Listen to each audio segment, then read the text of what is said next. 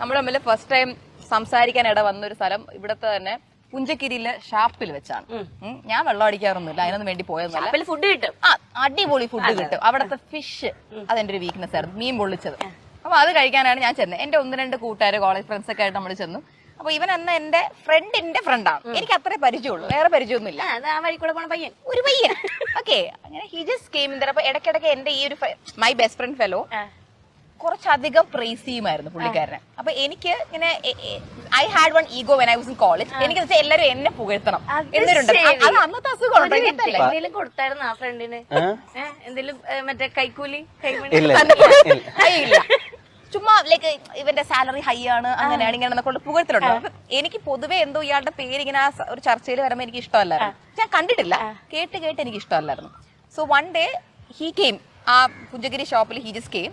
വന്നതേ ഫുൾ ഒരു ആറ്റിറ്റ്യൂഡാണ് വന്ന് കയറിയത്. എന്റെ ഒന്നും മുഖത്തോട്ട് പോലും നോക്കുന്നില്ല. He came there, he sat, എല്ലാരും അടിച്ചു പൊളിച്ച് കഴിക്കുന്നു. ഇറങ്ങാൻ സമയപ്പോഴത്തേക്കും പുള്ളിക്കാരൻ നൈസായിട്ട് അങ്ങ് ഇറങ്ങി. ബില്ലെല്ലാം കൂടെ വന്ന് എന്റെ തലയിലായി. അപ്പൊ എനിക്ക് ഒന്നാമതേ പുള്ളിക്കാരനെ ഇഷ്ടമല്ലായിരുന്നു. അപ്പൊ പുള്ളിക്കാരൻ അടിച്ചു കയറ്റിയ ഫുഡിന്റെ ബില്ല് എനിക്ക് വന്നപ്പോ ഞാനെല്ലാം കൂടെ ഇപ്പൊ ഒരു പണി കിട്ടിയല്ലോ, കിട്ടി. അതിനെല്ലാം കൂടെ ചേർത്ത് ഇപ്പൊ ഞാൻ ഒരു പണി കൊടുത്തേക്കുന്നേ. അപ്പൊ ഞാൻ ഇങ്ങനെയും ഇരുന്ന് അങ്ങനെ ഞാൻ അവിടെ ഇരുന്ന് എല്ലാ ഫ്രണ്ട്സിനെയും തെറി വിളിച്ചു. ആര് പറഞ്ഞിട്ട് അവൻ ഇവിടെ വിളിച്ചോണ്ടെന്ന്, അവൻ കഴിച്ച എന്റെ ബില്ല് ഇപ്പൊ ഞാൻ കൊടുക്കേണ്ട വന്നില്ലേ എന്നൊക്കെ പറഞ്ഞ് ചൊറിയായി. പക്ഷെ പിന്നെ അതിന്റെ കോമ്പൻസേഷൻ ഉണ്ടാക്കി. 2-3 ദിവസം കഴിഞ്ഞപ്പോ ഈ പുള്ളിക്കാരൻ തന്നെ വീണ്ടും വേറൊരു കഫേയിൽ വന്നു. അവിടെ ഫുഡ് കഴിച്ചിട്ട് ഞാൻ പതിയെ കൈ കഴുകാൻ എണീച്ചങ്ങ് പോയി. ബില്ല് വന്നപ്പോ പുള്ളിക്കാരന്റെ തലയിലായി ബില്ല്. അന്ന് ഇവനെ കൊണ്ട് കൊടുപ്പിച്ചപ്പോ ഒരു സമാധാനം. പക്ഷെ വേറൊന്നും ആദ്യത്തെ ഇൻസിഡന്റ് മനഃപൂർവ്വം അല്ലായിരുന്നു അല്ലെ അശ്വിൻ മനഃപൂർവ്വം ആയിരുന്നില്ല. അത് പിന്നീട് I came to no.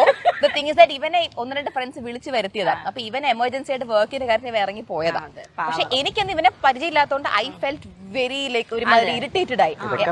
Parallel സീനാണ് നടക്കുന്നത്, ഞാൻ അറിയുന്നില്ല. I made him pay my bill later on. So പക്ഷേ മനഃപൂർവ്വമാണ് ഞാൻ മനഃപൂർവ്വം ചെയ്തതാണ്. പക്ഷെ ഞാനത് മനഃപൂർവ്വം ചെയ്തല്ല, അത് ഒരു സിറ്റുവേഷൻ വന്നുപോയി, അതുകൊണ്ട് ഞാൻ കൊടുത്തേ.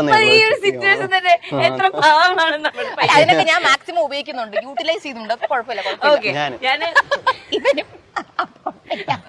ഓക്കെ, ഞാന് അശ്വിൻ എന്തോ ആക്ച്വലി എഴുതിയിട്ടുണ്ട്, എനിക്കിത് വായിക്കാൻ പറ്റില്ല. അത് എക്സ്പ്രഷൻ ചെയ്തിട്ട് കാണിക്കണം. ഞാൻ വായിക്കണില്ല. ഇതിൽ എഴുതിയിട്ടുള്ള അതിനിഷ്ടായി.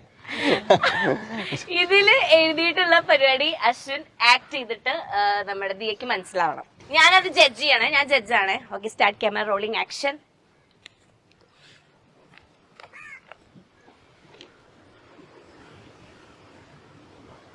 என்னென்னமோ தோணுற, என்ன எக்ஸ்பிரஷன் இது? கொஞ்சம் விடுங்கம்மா, பெர்ஃபார்ம் பண்ண விடுங்கம்மா.